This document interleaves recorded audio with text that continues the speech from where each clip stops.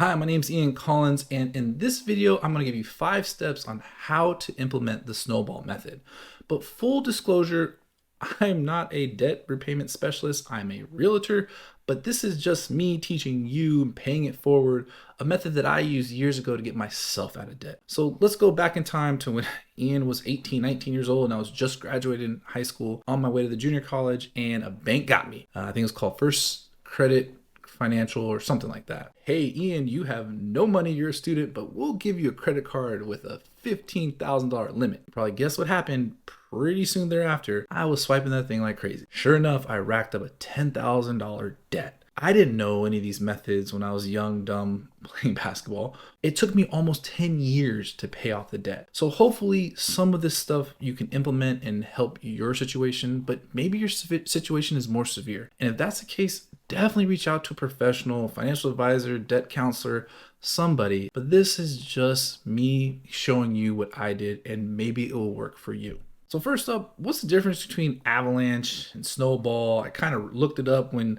I was watching your intro, and they kind of sound the same, but a little bit different, but they are kind of the same, but a little bit different. The only difference is they both stack the credit cards, so just what they prioritize by. Snowball prioritizes by the lowest debt first to focus your energy on the lowest debt first, whereas Avalanche focuses on the highest interest rate, highest APR first. The ideology behind it is that Snowball, you pay off the smaller debt first and you get a quick win, and then you roll that extra money over to the next debt and you get another win, and you get smaller, more frequent wins. Financially, you might save a little bit more money if you do the Avalanche method, but I think most of finances and budgeting is a lot of, and it's psychological in general, and having the small wins is motivating, and it'll get you to stick it out because this is a long-term thing. It's not, you're not going to just pay it off. If you could, you would have already paid off your debts. So first up, we're going to list all of our debts. For example purposes, I made a kind of an example.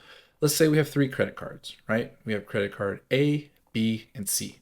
On credit card A, we have a $500 balance, 18% interest, and the minimum payment is $25. Credit card B is a $2,000 balance, and we have a 15% interest rate and a $50 minimum payment. Then credit card C, we have a $3,500 balance, a 20% interest, and a $70 minimum payment. So once again, you stack them in order from least to most. Forget about interest, what the interest APR is on it, because that's Avalanche. So we're going after the 500 balance on credit card A first. Step number 2, we commit to making the minimum payments on all the credit cards. So for example, credit card A's minimum payment was $25, credit card B was $50, and credit card C was $70. In total, we're going to be paying $145 a month. This avoids late payment fees and all this other stuff that it will mess up our end state goal of paying off the debt.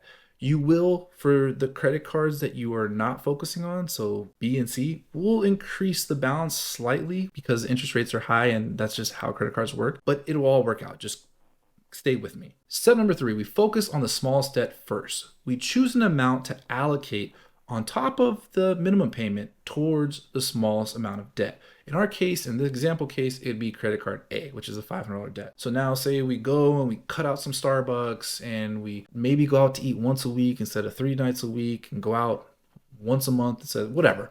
And you find $200 extra laying around that you can throw towards the debt. So now you have the minimum payment of $25 plus the extra $200, and you're going to allocate that towards credit card A. Step number 4, rolling over payments to the next debt. So after 3 months of paying $225 on credit card A, we're going to pay it off. Now what? We roll that over to credit card B. Now we take that $225, since credit card A is gone.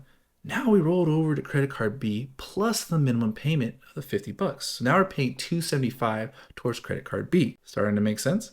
Now, the cool thing about this is that you've already got accustomed to not using this money because you've already made the commitment to paying the minimums on all cards, and then you adjusted your budget for the $200 extra you're going to pay a month towards the cards, and now you're just taking that money and now moving it to the next credit card.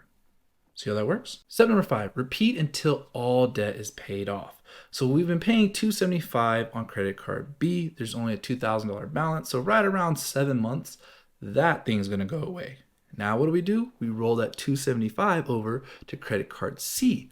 So we had a $7 minimum payment plus the $275, which now we're paying $45 towards credit card C. That'll take us around 18 months, but if you look at it, you've already paid off in less than a year 2 credit cards. And now you're focusing on this money you've already allocated away that you're accustomed to not using anymore, all towards one credit card. If we wouldn't have went the other way and we would have just put some money on one, put some money on the other, the amount of appreciation, the amount of interest on the cards, the balance would never go down. But now you've done it strategically and methodically. And if you get tax returns or something else, you can throw extra on it. And now you're focused on one card and paying that off. And I promise you, when you get fully out of debt, it will be the most amazing experience in your life. So that's all I have for you. Thanks for watching. I sincerely hope this helps somebody. So save the video for later or send it to a friend that could potentially benefit from it. If you have any questions, please put in the comments below. I read every one. And because YouTube is smarter than me, it says you're going to like this video right here.